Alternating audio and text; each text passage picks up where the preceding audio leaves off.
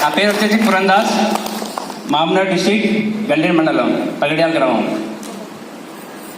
సరే, ఈ ఐటీలో ఆర్మీ దీంట్లో జాయిన్ అయ్యి మినిమం 16 సంవత్సరాలు అయింది. దీంట్లో ఎట్లాంటి స్ట్రగల్ ఉంటుందో అందరికీ తెలుసు. మనకు సినిమాలో కనిపించినట్టుగా స్క్రీన్ మీద కనిపించినట్టుగా ఏదో 10 నిమిషాలు అలా చూస్తాం. సినిమాని 2.5 గంటల సినిమా చూస్తాం, కానీ దాని వెనకాల ఎంత కష్టం ఉన్నది ఎవరికి తెలియదు. ఎన్ని రోజులు కష్టపడతారనేది సినిమా తీసిన వాళ్ళకి తెలుసు. అలాగే మా స్క్రీన్ కూడా ఎప్పుడైనా మీరు వీడియో చూస్తుంటారు ఆర్మీ వాళ్ళది, బ్యాక్గ్రౌండ్ వేరు. మేము వెనకాల కష్టపడేది ఎవరికి చెప్పుకోము. ఎందుకంటే మా తల్లిదండ్రులు వాళ్ళు కష్టపెట్టాలని ఎప్పుడు అనుకోలేము. మేము ఆ కష్టాలు ఎప్పుడు చెప్పామనుకోండి, వాళ్ళు వెంటనే వచ్చేసారు. మ్యాక్సిమం మీరు ఇది జాబ్ తీసి వచ్చేయమని అంటారు. చాలా కఠినంగా ఉంటుంది. మైనస్ టెంపరేచర్ డిగ్రీలో కూడా 7 నెలలు చైనా బార్డర్లో డ్యూటీ చేశాం. ఎముకలు కలిపి చలిలో.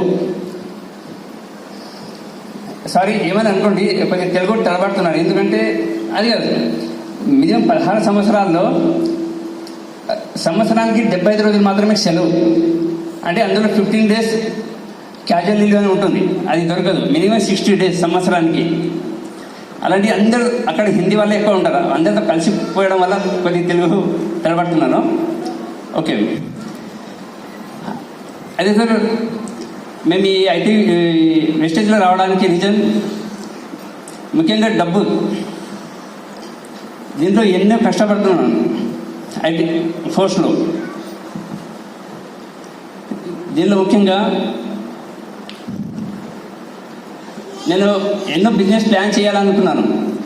ఈ సాటిస్ఫాక్షన్ లేదు, నేను చేసే జాబ్లో సాటిస్ఫాక్షన్ లేదు. అయినా ఫ్యామిలీని పోషించాలంటే జాబ్ చేయాలి. అలాంటి సందర్భంలో అనుకోకుండా నేను వెస్టేజ్ గురించి ఒక వీడియో చూశాను.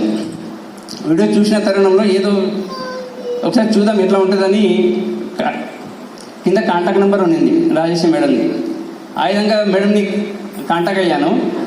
కాంటాక్ట్ అయిన తర్వాత బిజినెస్ ప్లాన్ చెప్పింది మేడం. బిజినెస్ ప్లాన్ చెప్పిన తర్వాత ఇట్లాంటి ఎన్నో కంపెనీలు నేను విన్నాను, చూశాను. క్రిప్టో కరెన్సీ అని, బిట్కాయిన్ అని, ఆర్సీఎం అని, చాలా కంపెనీలో ఎన్నో డబ్బులు పెట్టాను నేను. ఏదో విధంగా ఇన్కమ్ సంపాదించాలి అని. కానీ కట్టిన డబ్బులు అక్కడికి పోతున్నాయి, కానీ ఎట్లాంటి డబ్బులు రావట్లేదు. ఏదో ఒకటి చెయ్యాలి. ఇక్కడ నుంచి ఈ జాబ్లో ఎట్లాంటి సాటిస్ఫాక్షన్ లేదు. నాకు ఇన్కమ్ సంపాదించాలి. ముఖ్యంగా దీంట్లో పెన్షన్ కూడా లేదు మాకు. అది సర్వీస్ అయిన తర్వాత ఇంటికి వెళ్ళి ఏం చేయాలి, దాని గురించి ఇప్పటి నుంచి ఏదో ఒకటి చేయాలి అనే ఉద్దేశంతో నేను సైడ్ బిజినెస్ స్టార్ట్ చేశాను.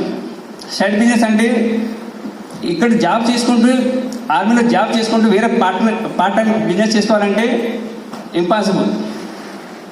అలాంటి సందర్భంలో మా ఫ్రెండ్ని కలిసి ఈ విధంగా చెప్పాను, ఏదో ఒక బిజినెస్ ప్లాన్ చేయాలని ఉంది, అంటే అతను చెప్పాడు నేను కూడా చేస్తాను, ఏదో ప్లాన్ చేద్దామన్నాడు. అలాంటప్పుడు సందర్భంలో ఒక హోటల్ పెట్టాము.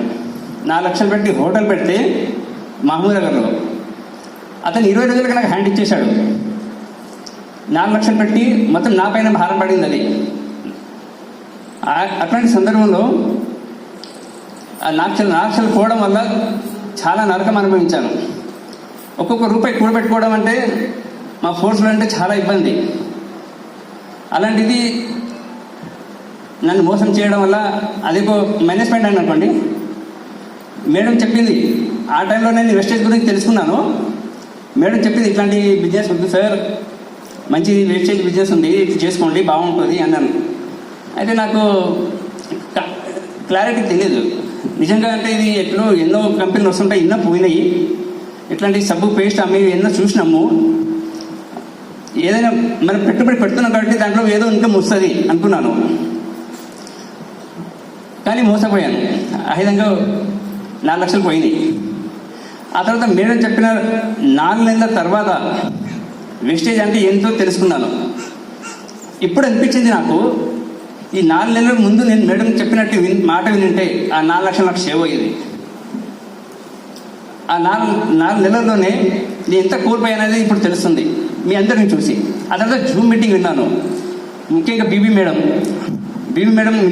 ఈ మధ్యన జూమ్ మీటింగ్లో విన్నాను. ఆమె జూమ్ మీటింగ్ విని ఇంకా ఇన్స్పైర్ అయ్యాను.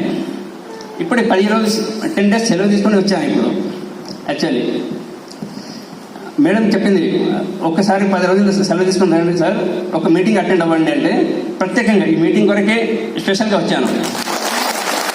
That is వెక్టేజ్.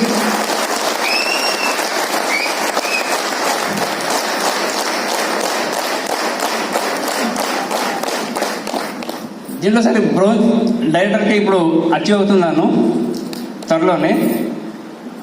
దీనిలో సార్ ₹1,00,000 వచ్చేసరికి 1 ఇయర్లో 1,00,000 సంపాదించాలి. నెక్స్ట్ ఇయర్ 1 ఇయర్లో జాబ్ రిజైన్ చేసే